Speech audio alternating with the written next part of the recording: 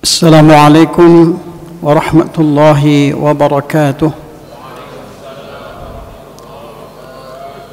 بسم الله الرحمن الرحيم.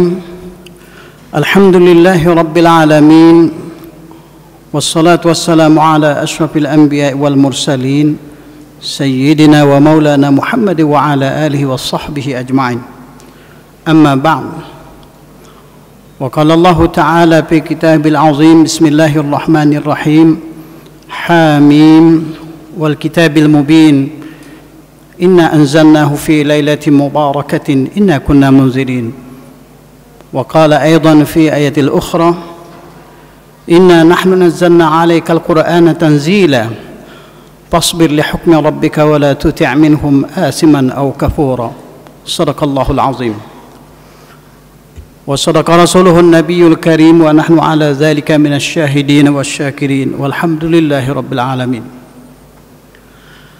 Yang mulia Bapak Ibu hadirin hadirat jamaah Masjid Darul Ilmi STIK PTIK, wabil khusus para pengurus masjid, para imam, para tuan guru, para ustaz, para bilal, hadirin rahimakumullah, shaimin shaimat yang berbahagia. Dalam masa 7 menit ke depan, insyaallah kita akan membahas satu tema terkini tentang makna nuzulul Quran. Dan alhamdulillah pada malam ini sesuai hitungan kita adalah malam 17 Ramadan 1446 Hijriah. Segala puji bagi Allah Subhanahu wa taala yang telah menakdirkan kita untuk bertemu di malam yang berbahagia ini. Salawat dan salam kita kirimkan untuk junjungan alam Nabiur Rahmah, Nabi besar Muhammad sallallahu alaihi wasallam. Allahumma salli ala sayyidina Muhammad wa ala ali sayyidina Muhammad. Bapak Ibu yang berbahagia, dalam masa yang singkat ini izinkan saya menyampaikan amanah untuk tausiah malam ini berjudul makna nuzul Quran. Dari segi bahasa, makna nuzul Quran artinya arti dari turunnya Al-Quranul Karim. Al-Quranul Karim yang terdiri dari 30 juz, 114 surah, 6.000 lebih ayat itu diturunkan pertama sekali dalam banyak catatan tarikh ataupun sejarah adalah pada malam yang disebut dalam Al-Quranul Karim pada surah Ad-Dukhan tadi. Pertama sekali Al-Quranul Karim turun adalah surah yang kita kenal dengan nama surah Al-Alaq. Surah yang turun pada awal itu pun tidak semua surah itu. Sepakat ulama ahli tafsir bahwa ayat yang turun pada pertama kali wahyu turun itu adalah ayat pertama sampai yang kelima. Dan selanjutnya wahyu itu terhenti sampai beberapa waktu dan turun lagi pada surah yang lain, kemudian turun lagi berturut-turut pada surah yang lain. Ini nuzulul Quran, yang dimana Al-Quranul Karim turun atau dibawa oleh malaikat Jibril alaihissalam kepada Nabi kita Muhammad sallallahu alaihi wasallam. Adapun Al-Quranul Karim yang secara utuh turun dari sisi Allah Subhanahu wa taala dari Lauhil Mahfuz ke langit dunia ataupun Baitul Ma'mur, itu dijelaskan bahwa Al-Quran itu diturunkan secara serentak, akan tetapi diturunkan kepada Nabi Sallallahu Alaihi Wasallam secara berangsur-angsur, sebagaimana ayat Quranul Karim yang dibacakan tadi pada surah Al-Insan ataupun surah Ad-Dahri, di mana Allah Subhanahu Wa Taala berfirman, Inna nahnu nazzalna 'alaikal Qur'ana tanzila. Al-Quranul Karim dari sisi Allah turun ke langit dunia itu sekaligus, sebagaimana surah Ad-Dukhan tadi, Inna nahnu nazzalna 'alaikal Qur'ana tanzila, itu adalah menjelaskan bagaimana Al-Quran dari langit dunia turun kepada Nabi itu berangsur-angsur. Walaupun turun pertama dari Lauhul Mahfuz ke Nabi kita ke langit dunia itu sekaligus, tapi sampainya kepada Nabi sallallahu alaihi wasallam itu adalah berangsur-angsur, disesuaikan dengan suasana, keadaan, dan keperluan hukum ahkam untuk menguatkan ajaran agama serta dalil-dalil agama yang diajarkan oleh Nabi kita sallallahu alaihi wasallam. Sehingga ketika Al-Qur'an Karim diturunkan ataupun dibawa oleh Jibril alaihissalam, maka sebahagian ayat itu ada sebab-sebab turunnya, atau ada sebab-sebab sampainya firman itu kepada Nabi kita sallallahu alaihi wasallam. Contoh, suatu ketika Nabi sallallahu alaihi wasallam ada menyatakan bahwa diri beliau tidak akan melakukan sesuatu demi cinta dan kasih sayang beliau kepada istri-istrinya. Maka ketika itu Allah Subhanahu wa taala menurunkan firman-Nya bahwa seorang nabi tidaklah pantas untuk menahan ataupun menolak sesuatu yang halal demi mengikuti kehendak istri-istrinya, sedangkan sesuatu itu telah dihalalkan oleh Allah Subhanahu wa taala. Maka kita lihat banyak ayat itu turun karena ada sebab-sebab sesuatu. Ada juga ayat itu diturunkan tidak ada kaitan dengan sebab-sebab hukum tertentu, tapi turun begitu saja. Tapi sebahagian besar Al-Qur'anul Karim yang ada pada kita saat ini yang 30 juz itu turun dengan sebab-sebab, ada sebab musabab sebelum ianya turun. Sehingga sebab-sebab turunnya Al-Qur'anul Karim itu di dalam istilah ulumul Qur'an ataupun ilmu Qur'an disebut asbabun nuzul. Jadi sebab-sebab turunnya satu ayat itu dikenal dengan kata-kata ataupun istilah asbabun nuzul. Sedangkan untuk sebuah riwayat ataupun cerita ataupun lahirnya sabda-sabda Nabi kita Muhammad sallallahu alaihi wasallam itu dikenal dengan istilah ilmu hadis asbabul wurud. Ada juga hadis-hadis Nabi sallallahu alaihi wasallam itu turun dengan tidak ada sebabnya ataupun lahir tanpa sebab. Tapi hadis-hadis Nabi sallallahu alaihi wasallam yang berlaku ataupun yang keluar dari lisan Nabi SAW atau dari perbuatan dan ketetapan beliau karena sebab-sebab tertentu, maka itu disebut sebagai asbabul wurud.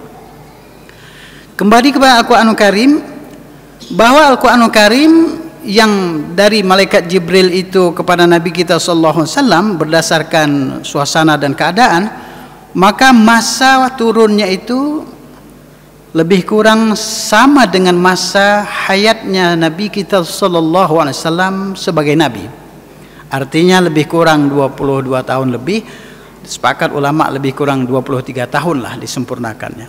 Jadi Quran dari langit dunia kepada nabi itu tidak sekaligus, tapi turunnya beransur-ansur seumur masa dinas ataupun masa tugasnya Nabi kita Muhammad sallallahu alaihi wasallam.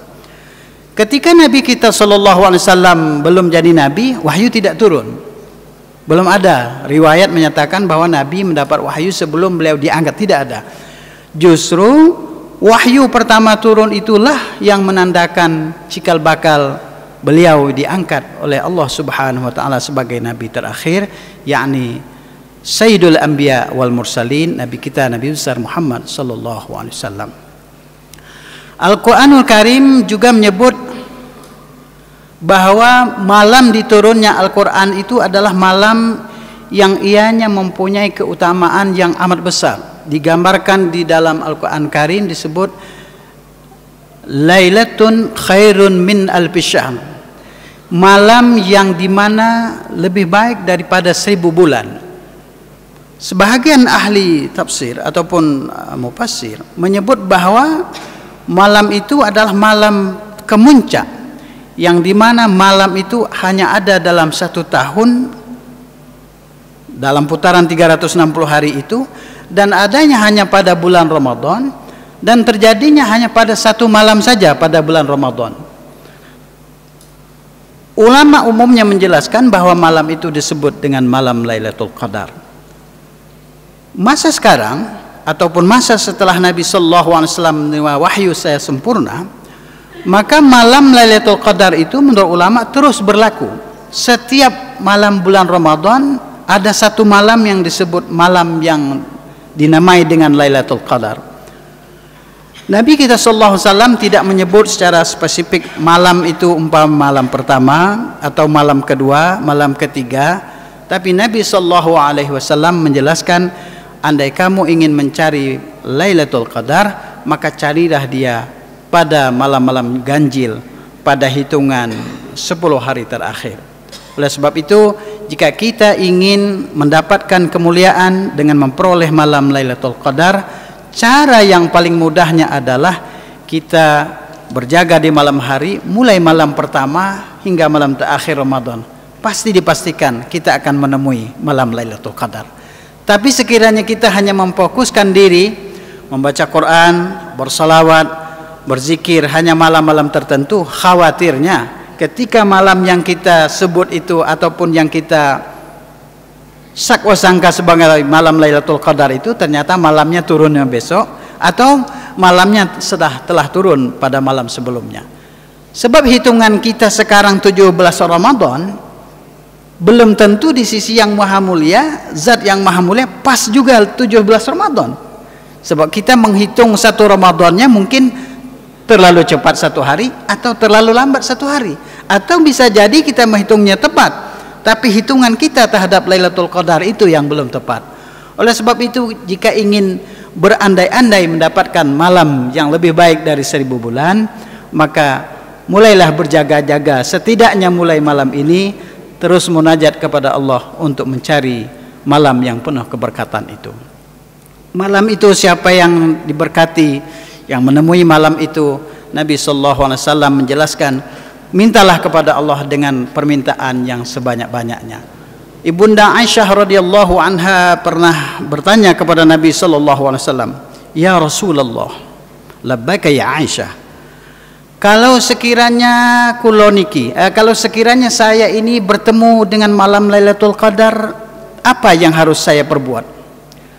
Nabi SAW bersabda, "Wahai Aisyah, ketika kamu bertemu dengan malam itu dan kamu yakin adalah malam itu Lailatul Qadar, maka sebutlah ataupun ucapkanlah kalimat ini banyak-banyak." Apa itu kalimatnya? Mudah-mudahan kita sini sudah hafal semua dan sudah sering mendengar. Nabi bersabda kepada Siti Aisyah, kata Nabi, ucapkanlah, "Allahumma innaka afun karim, tuhibbul afwa fa'fu anna ya karim." Allahumma innaka afun karim, oh Tuhan, sungguhnya Engkau maha pemaaf lagi maha mulia. Fa'fu anna ya karim, maafkanlah aku wahai yang maha mulia. Kenapa doa dan kalimat itu disuruh perbanyak? Karena sungguhnya kemaafan, kasih sayang, kemuliaan dari Allah itu melebihi segala-galanya, dan kita sebagai hamba tentu banyak kekurangan dan kekhilafan. Itu sajalah yang dapat saya uraikan dalam masa 7-10 menit ini. Terima kasih banyak atas segala perhatian dan penghormatan yang telah diberikan. Mudah-mudahan Allah mempertemukan kita dengan Lailatul Qadar, dan Allah mengakhiri puasa kita dengan puasa yang diterima di sisinya. Amin ya rabbal alamin. Mudah-mudahan kita bertemu lagi pada Ramadan yang akan datang dengan kebaikan yang sempurna dari sisi Allah Subhanahu wa taala. Sebagai penutup, isilah Ramadan dengan kebaikan. Jangan sia-siakan Ramadan dengan hal-hal yang sia-sia. Perbanyaklah sedekah, perbanyaklah infak, perbanyaklah amal soleh, karena sungguhnya kita tidak tahu kapan kita mengakhiri kehidupan kita dunia. Wassalamualaikum warahmatullahi wabarakatuh.